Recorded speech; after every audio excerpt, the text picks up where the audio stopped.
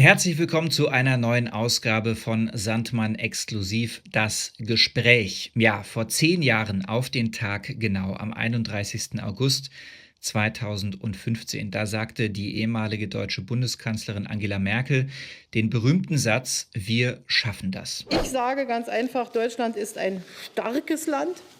Und das Motiv, in dem wir an diese Dinge herangehen, muss sein, wir haben so vieles geschafft, wir schaffen das. Wir schaffen das, und wo uns etwas im Wege steht, muss es überwunden werden, muss daran gearbeitet werden. Und der Bund wird alles in seiner Macht Stehende tun, zusammen mit den Ländern, zusammen mit den Kommunen, genau das durchzusetzen. Und sie sprach natürlich über die großen Herausforderungen mit Blick auf die Flüchtlinge, die damals ins Land gekommen sind, über 1 Million Menschen. Und 10 Jahre später dürfen wir die Frage stellen, ob die ehemalige Bundeskanzlerin recht behalten hat mit diesem Satz. Aber ich finde, wir sollten auch die Frage stellen, warum uns dieses Thema weiterhin so sehr beschäftigt in Deutschland. Und ich habe einen Gesprächspartner ausgesucht, der nicht aus Deutschland kommt. Das habe ich ganz bewusst getan. Ich wollte eine Perspektive auf Deutschland und nicht aus Deutschland. Deswegen wünsche ich Ihnen und euch jetzt viel Spaß mit diesem Gespräch. Ich spreche nämlich mit Andrew Selee. Er ist der Präsident des renommierten Migration Policy Institutes mit Sitz in Washington, D.C. It is now on the day 10 years ago when former German Chancellor Angela Merkel said her famous words, "Wir schaffen das," about the incoming refugees at the time. What she meant, of course, was that Germany, in her eyes, would be able to manage to deal with the rather large amount of refugees from Syria and from other countries. She felt that German society was going to be able to not only absorb, but also to help integrate these new arrivals. 10 years later, the result is somewhat mixed. Some would even say that Wir schaffen das has failed. 10 years later, the far right is gaining more and more traction in Germany, and critics of Merkel's refugee politics say she has failed the German people and her country. Now, I'm able to speak about this topic with someone who, to a certain extent, has an outside perspective. My interview guest today is Andrew Selee, the president of the Migration Policy Institute based in Washington, D.C. And I should also mention that Andrew is my former professor and my former boss, because I did an internship at the Migration Policy Institute not too long ago. So, Andrew, thank you for taking the time. Hey, it was great having you in Washington. I really, love learning from you in class, actually, because you know so much about these issues, and having you at MPI. I mean, it was wonderful. So I'm glad we can keep in touch on all these issues. Thank you, Andrew. So with all this context, I just gave 10 years since Merkel said her famous sentence, 10 years since Germany took in actually quite a lot of refugees for German standards, over 1 million.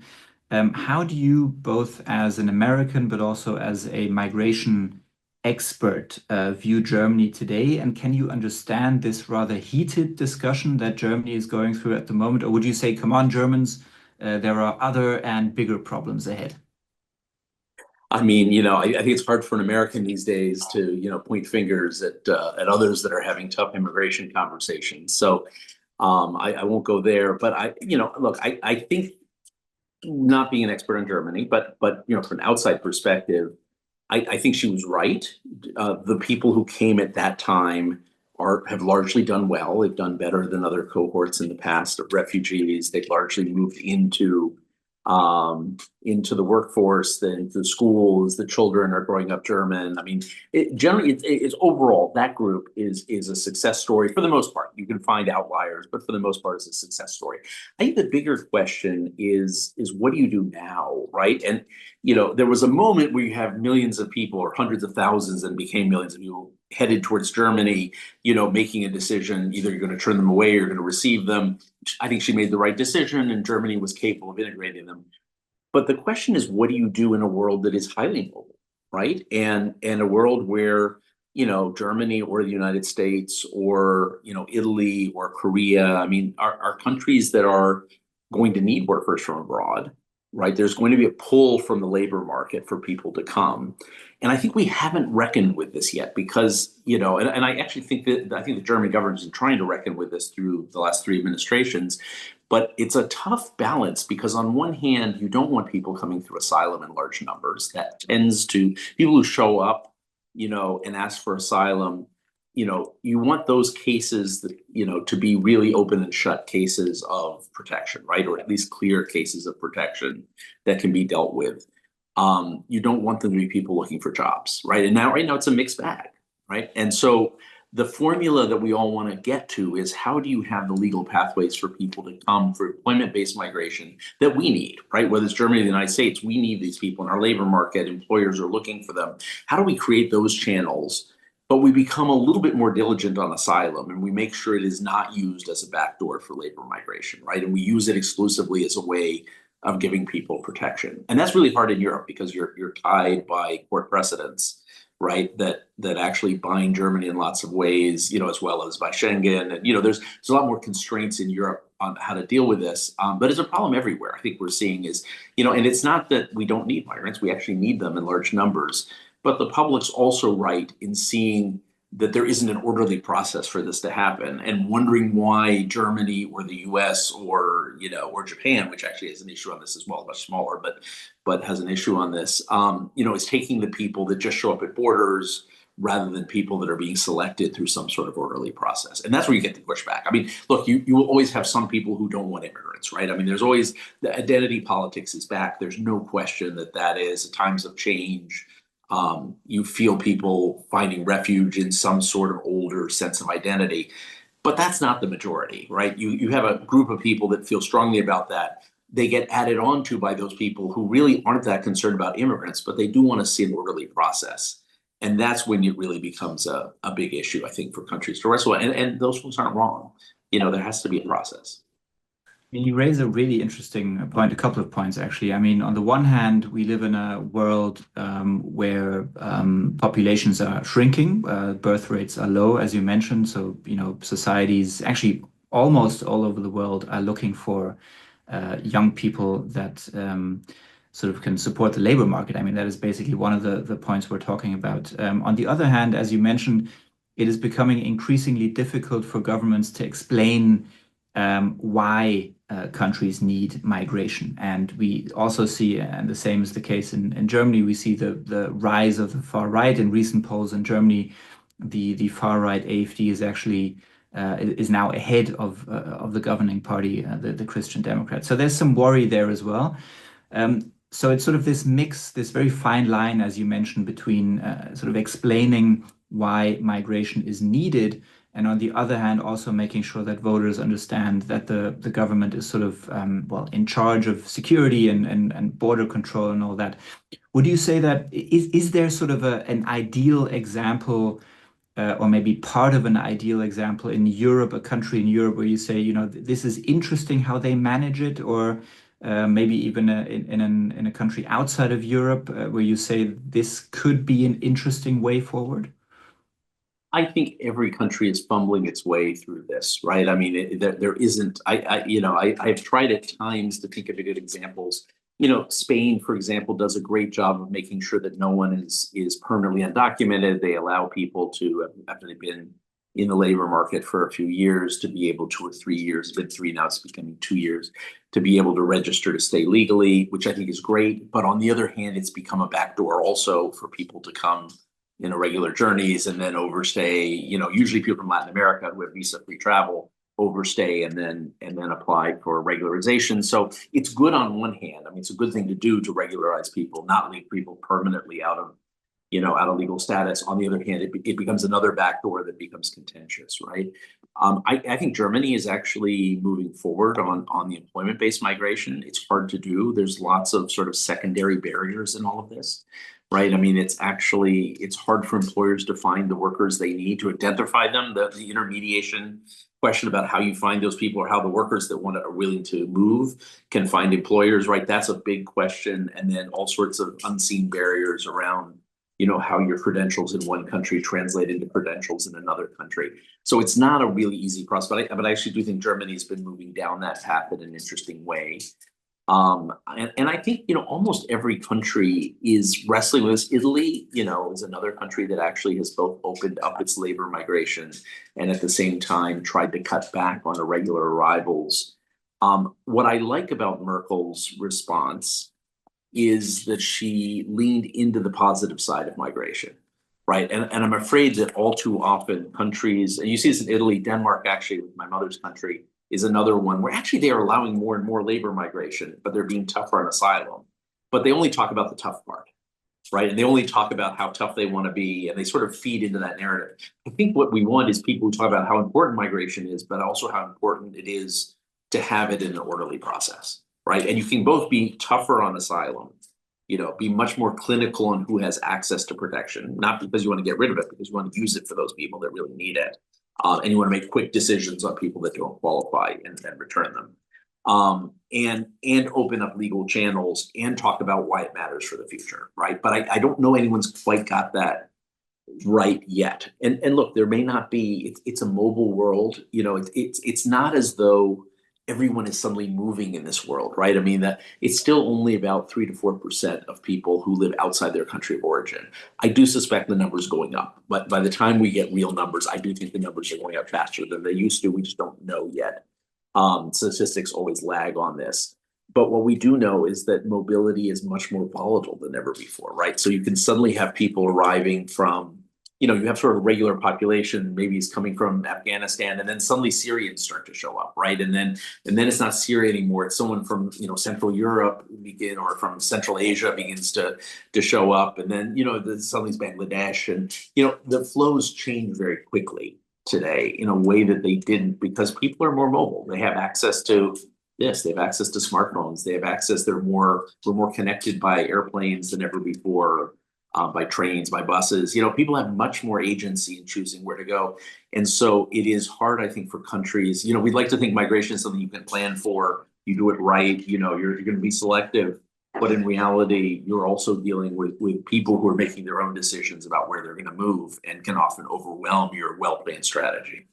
One more question on Germany and specifically on the job situation. So the current statistic that came out just a couple of days ago is actually that close to 70% of the refugees that came in 2015 are now in jobs, which is sort of comparable actually to the general population statistic. It's a couple of percentage points less. And also, I think one should mention that there's a big disparity between male and female, so more males in jobs. Far more males in jobs than females amongst that population. But in general, I mean, you could make the case, these numbers do not look too bad. On the other hand, I'd say, and I'd love to get your opinion on this, I think Germany is quite bad at getting people into work quick. And I think that is maybe something where we can learn from the United States, which sort of is on the other side of the spectrum, where you sort of have to work because there's also no there is a social system, obviously, but not as, as comfortable, let's say, as in Germany, which means, so, I mean, my question to you is that something that is essential for also integration? And maybe the second part of the question, and I know you have an interesting opinion on this also, is what is integration even? Is it the language? Is it shared values? Is it a job? And is it even possible to sort of define integration, or does it vary from country to country, from region to region? Those are great questions. I do think, I mean, my colleague Kathleen Newland, who was, likes to say that in Europe, countries give immigrants a lot of support, but not a lot of access to the job market. And in the US, we give people access to the job market, but not a lot of support. I mean, obviously that's somewhat of a caricature, but it's also somewhat true, right? I mean, it does ring a little bit true. Germany, you can get language classes. You can't really get publicly funded English classes there are some nonprofits that do it, that get federal funding, but it's hit and miss, right? I mean, no one is going to give you a subsidy, even if you are the only people who get subsidies of any sort are resettled refugees, but even asylees, people who are granted asylum, get nothing from the government, right? I mean, that's people who come in as a work-based, employment-based immigrant get nothing from the government, right? I mean, we really expect people to make it on their own. On the other hand, what it does do is it makes people move quickly into the labor market. People don't stay unless they can get into the labor market.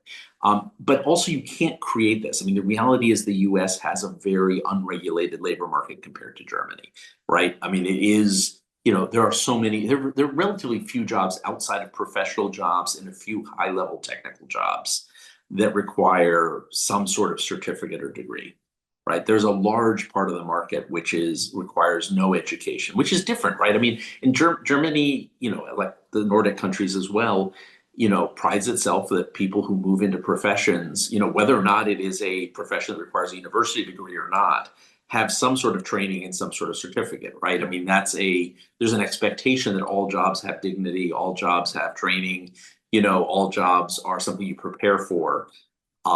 You don't want to change that, right? I mean, it is the nature of the economy that's been created, but it does make it's a bit of a barrier of entry for people to come in sometimes, right? Particularly if they either don't have the credentials or they have credentials that aren't easily transferable. It takes a process to get it. And the US also has a large informal market, large gray market, right? Where people are, paid under the table. And, it is it's a much less regulated economy. So I do think it's good that people start to work. Integration is a tough question, right? I mean, my sense is integration is about how people, and there's sort of two ways of thinking about it. One is how immigrants and the native born become more like each other over time, right? Mostly immigrants adapt to the culture they're in, but also they change the culture around them. And so there's some adaptation that happens, in the general population as well. You can see this in tastes for food in Germany, right? Certainly in the United States, right? That, now we sort of assume tacos are just American food, right? But that was not true 30 years ago. Doner kebabs in Germany, right? I mean, these are sort of things that also change. But the thing that we can measure is to what extent do immigrants become similar in certain characteristics like income, education, and probably more important than what happens to them, what happens to their kids? Because in the end, my mother was an immigrant from Denmark. She was a nurse, fairly well skilled. Took her a long time, by the way, to become a nurse in the US, had to get re-credentialed. But she never wanted to become American. She died as a Danish citizen. She refused to ever become an American citizen. Now, she recognized that the US was her country. She was really kind of American. Our relatives in Denmark would joke about how American she was. So, she really did become quite American, but she still wanted to be Danish. But she raised two very American kids, right, who have been successful in the United States. And, a lot of the test of integration doesn't happen in that first generation. The first generation is often ambivalent about where they are. They're often coming later in life at a point where it's harder to change who you are. And you don't necessarily want to. We shouldn't force people necessarily to become something different, right? The real question is, do the kids have the same opportunities as the children of the native born?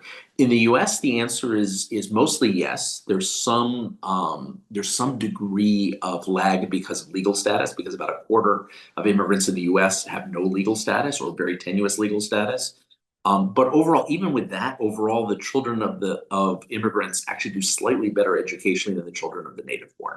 So that tells you that there is the ability for the next generation, and language acquisition is almost universal in the second generation. You can find small pockets of people, very, very small pockets of people who only speak Spanish or another language because they live in a closed community. But almost all the second generation of immigrants, the children of immigrants, are English language dominant in the United States. If they're lucky, they still speak their parents' language, but that's not a given.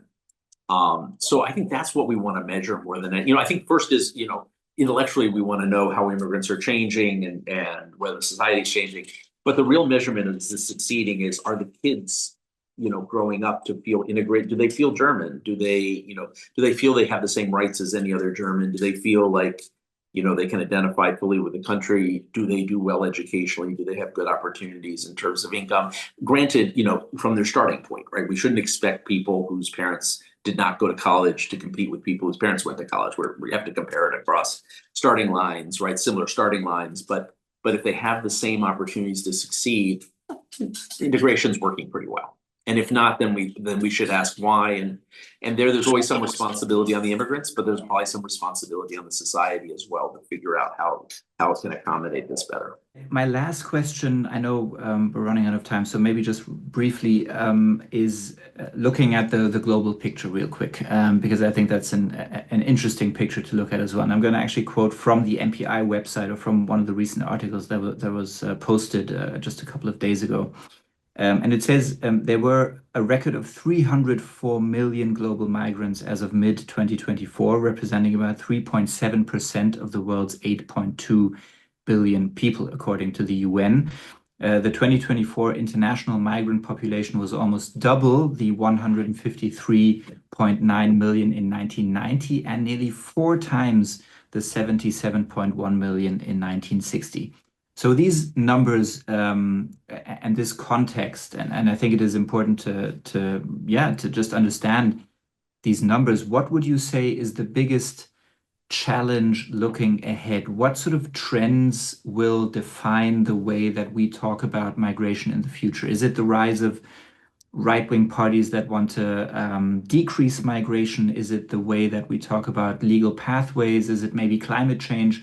What are sort of the real big trends that you see in the future when it comes to migration?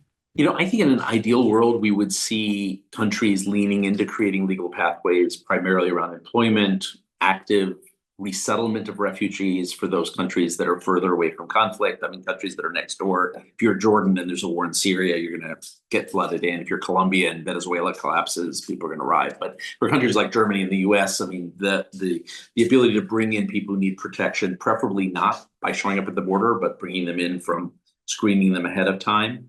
And doing it in a way where the pace is measured so that you don't get as much pushback, both, because also let's face it, you and I live in an international world, but we're kind of weirdos, right? I mean, this is in reality, most people live in the same small community that they grew up in, right? Maybe they moved to another city, maybe they moved to the capital city or the provincial capital as they can. But no, this is true in the developed world, it's true in the developing world, right? Most people's life has a lot of continuity over time. There's a bubble of people who are critically, when Thomas Friedman wrote his book, on The World is Flat, it's really true for certain people, right? I mean, for those of us that live in this mobile world, the world is really flat. For most people, it's not. For most people, the world is pretty lumpy. And that's true sometimes because of poverty, but it's also true by choice. People like community ties. They like growing up around their family. So the pace of change matters, right? And I think we have to acknowledge that.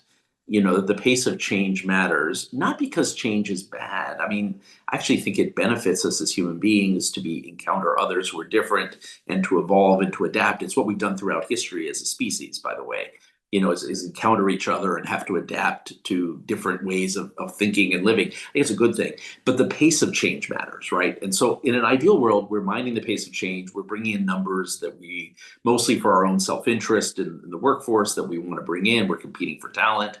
And we're bringing in some people that really need protection, but we're making those decisions earlier rather than at the border.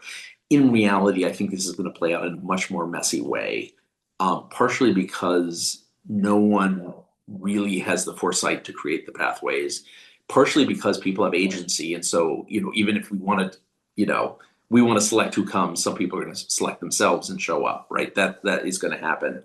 And so I'm afraid what we're going to see is on one hand, a gradual extension of legal ways for people to move that responds to national self-interest, but also a lot of messiness around and pushback around identity and around order and around people showing up spontaneously. And I think that's going to be litigated it's going to be fought about in different societies in different ways. Some countries are a little more open to this. There's some countries that actually, where it seems to be less of an issue. But, Spain, for example, immigration hasn't become, it's not an issue, but it hasn't become the same flashpoint that it has, say, in Germany or the United States, right? Not really clear why, right? I mean, there's either hypotheses, but it's not entirely clear why that is. But I think it's going to be messy going forward. And I don't think we should, it's not all about identity. I think a lot of people, what they're reacting to negatively is chaos. They also react if they think people aren't integrating, right? Now that may be society's fault as much as the immigrants, but and it also may be unreasonable expectations, because really what we should care about is the kids. I mean, we should care about immigrants becoming successful, entering the labor force, learning the language, but it's really the kids are the proof, right? I mean, that is actually the question.